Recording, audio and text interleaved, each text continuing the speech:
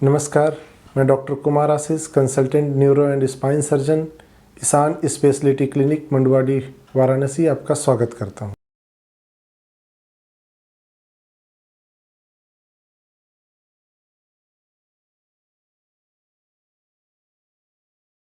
Stroke यानी कि brain attack, आजकल ये बीमारी के बारे में काफ़ी सुनने को मिल रहा है। तो क्या है ये बीमारी जो मरीजों को एक दूसरे के ऊपर निर्भर कर देती है? क्या है ये बीमारी जिसके मरीजों की संख्या दिन प्रतिदिन बढ़ती जा रही है?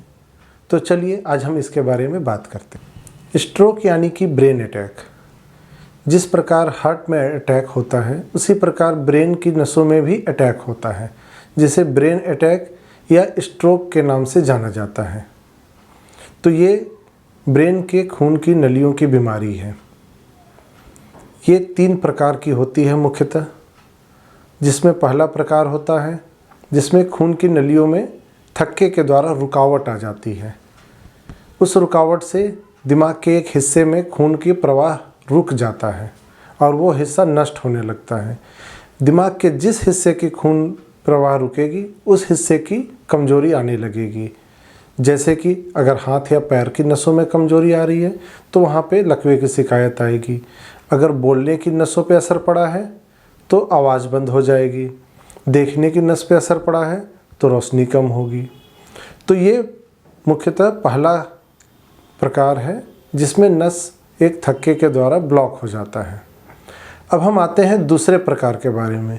दूसरा प्रकार जो होता है उसमें खून की नली फट जाती है और उसकी वजह से वहाँ पे खून का थक्का जमा हो जाता है और ये डायरेक्टली नसों को डैमेज कर देता है।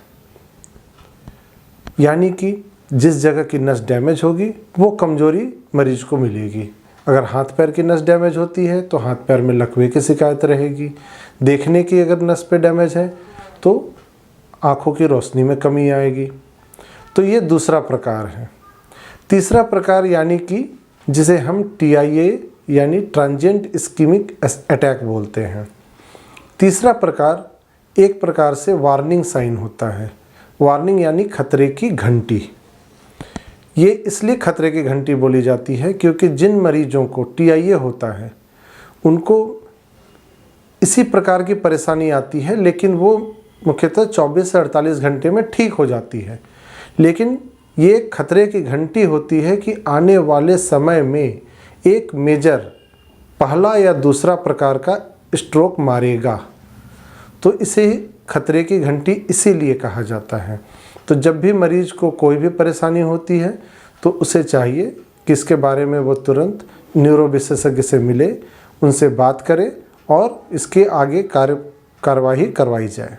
तो किसी भी प्रकार का स्ट्रोक हो, यानी कि पहला इन्फार्क्ट वाला स्ट्रोक, दूसरा यानी हेमोरेजिक स्ट्रोक, तीसरा TIA या ट्रांजिएंट इस्कीमिक स्ट्रोक, ये तीनों एक इमरजेंसी कंडीशन होती है।